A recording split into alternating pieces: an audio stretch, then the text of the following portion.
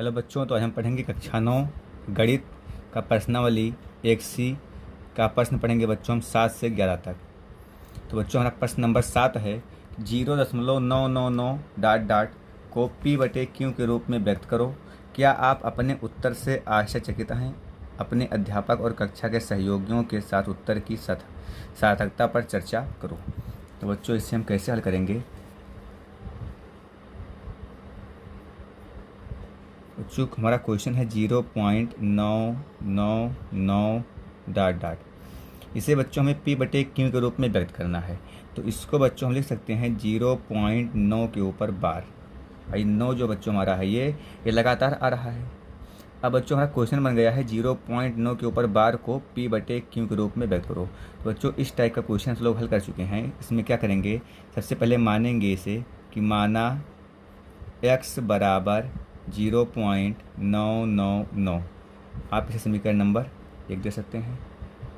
इसके बाद बच्चों हम बताए हैं कि आप देखेंगे कि कितने संख्या पर बार लगा है। तो 1, जितने संख्या पर बार लगेगा 1 के आगे उतना जीरो बढ़ाएंगे तो हो जाएगा 10। तो अब बच्चों दोनों समीकरण 1 के दोनों पक्षों में 10 से गुणा करेंगे। तो लिखेंगे समीकरण 1 के दोनों पक्षों में 10 से गुणा करने पर तो बच्चों ये हो जाएगा 10 एकन्ने 10x। और जब बच्चों इसमें 10 से गुणा करेंगे तो 1 अंक दाएं जाएगा। तो 10 में 1 जीरो है तो ये 9 दशमलव हो जाएगा 999। बच्चों यहाँ पर भी दशमलव के बाद 3 अंक 9 था, यहाँ पर भी 3 अंक हो गया। इसका मतलब ये है बच्चों कि ये जो बार है इसका मतलब होता है कि आप 9 को दशमलव के बाद में अनंत बार लिख सकते हैं। चूँकि हम 3 बार यहाँ पर लिए हैं तो यहाँ पर भी हमें 3 बार चाहिए ताकि घटाने में हमें आसानी होगी अभी। अब बच्चों क्या करेंगे, समीकरण 2 में से 1 को घटाएंगे। तो लिखेंगे समीकरण 2 में से 1 को घटाने पर अब बच्चों समीकरण नंबर 2 लिखेंगे 10x बराबर 9.999।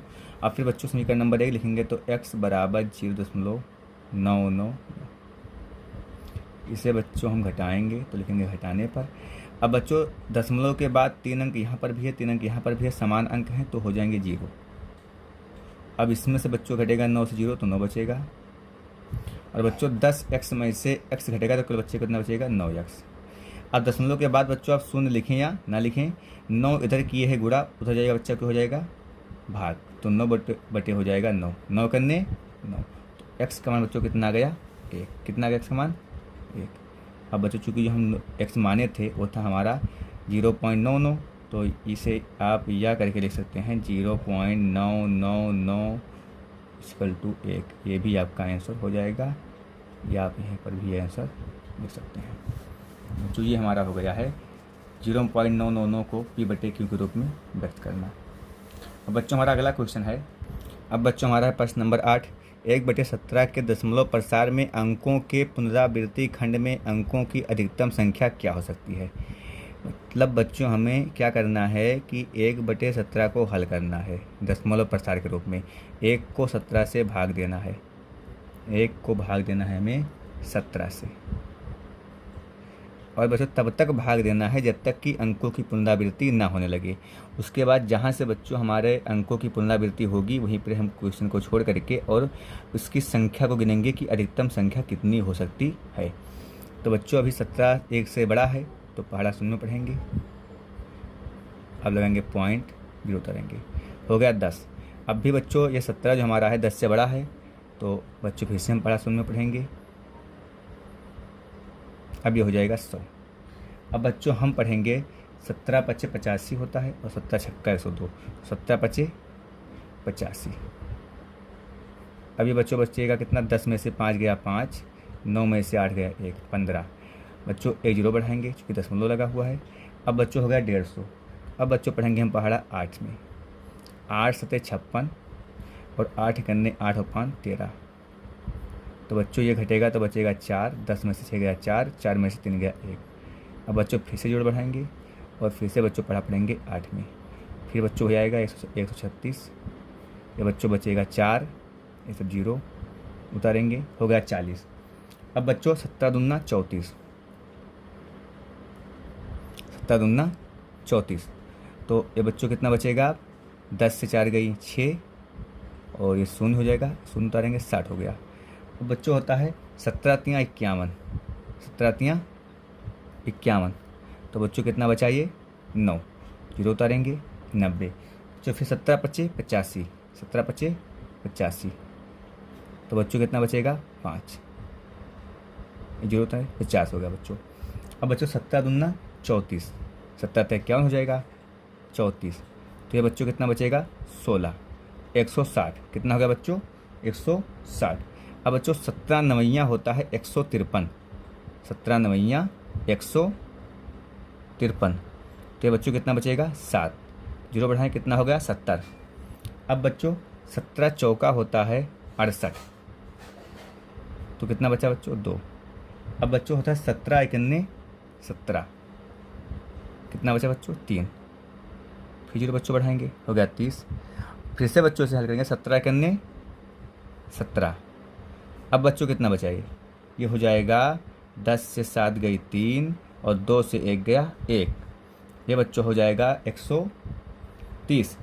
अब बच्चों 17 सत्ते होता है 119, तो बच्चों ये हो गया 1 बचेगा, यहाँ पर बचेगा 1, 110, 100। अब बच्चों 17 छक्का होगा 102,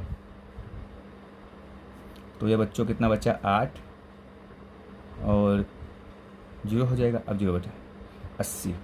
अब बच्चों 17 चौका 68, कितना हो गया?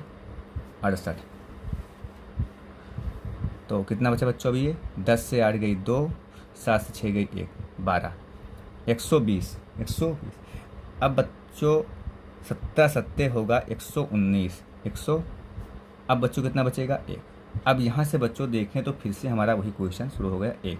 अब फिर से बच्चों हम 1 है तो शून्य में पढ़ा पढ़ेंगे, फिर पंचे, फिर अट्ठे, फिर अट्ठे, तो यहाँ से बच्चों हमारी संख्या की पुनरावृत्ति शुरू हो जाएगी।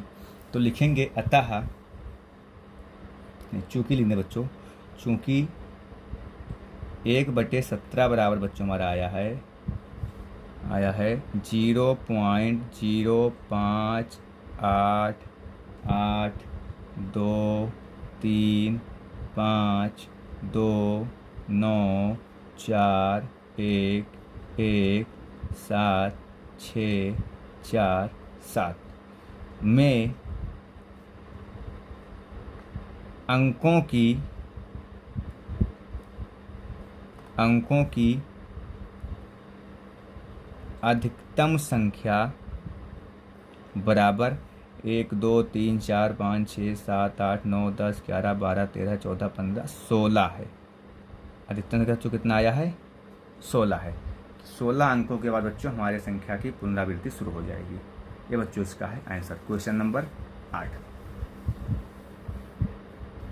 अब बच्चों हमारा क्वेश्चन नंबर 9 है कि P/Q bracket Q not equal to 0 के रूप की परिमेय संख्याओं के अनेक उदाहरण लीजिए जहां P और Q पूर्णांक हैं जिनका एक के अतिरिक्त अन्य कोई उभयनिष्ठ गुणनखंड नहीं है और जिसका 7 निरूपण प्रसार है। क्या आप यह अनुमान लगा सकते हैं कि Q को कौन सा गुण अवश्य संतुष्ट करना चाहिए? तो बच्चों इसको हल करने के लिए सबसे पहले हमें जानना होगा कि शांत दशमलव होता कैसे है, किसी भी परिमेय संख्या का शांत दशमलव कब होता है। तो चूंकि हमें मालूम है कि P/Q को शांत दशमलव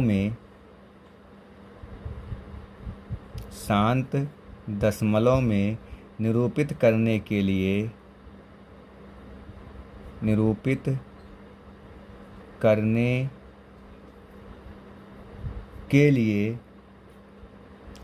Q के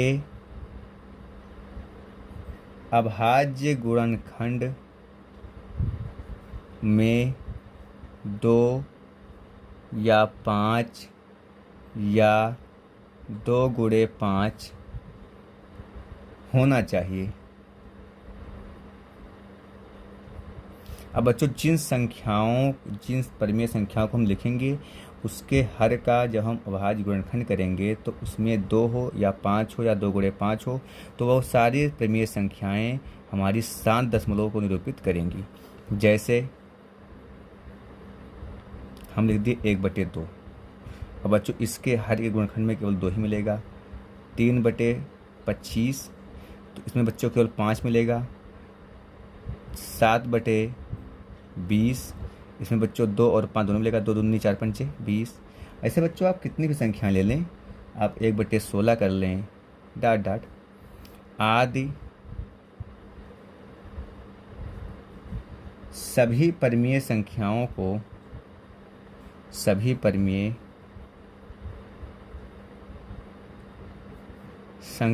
को शांत दशमलव में निरूपित कर सकते हैं।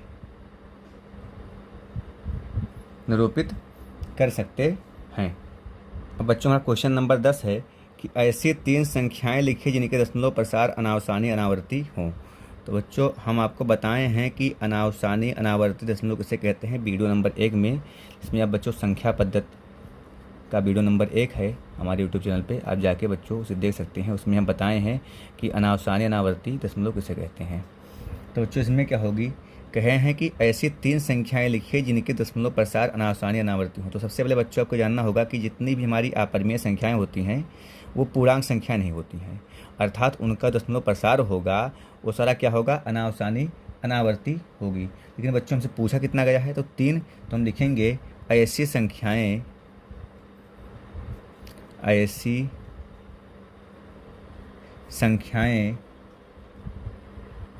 जिनकी दशमलव प्रसार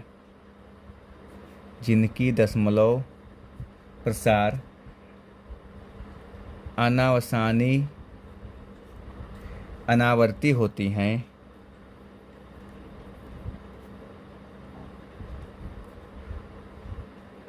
निम्न है।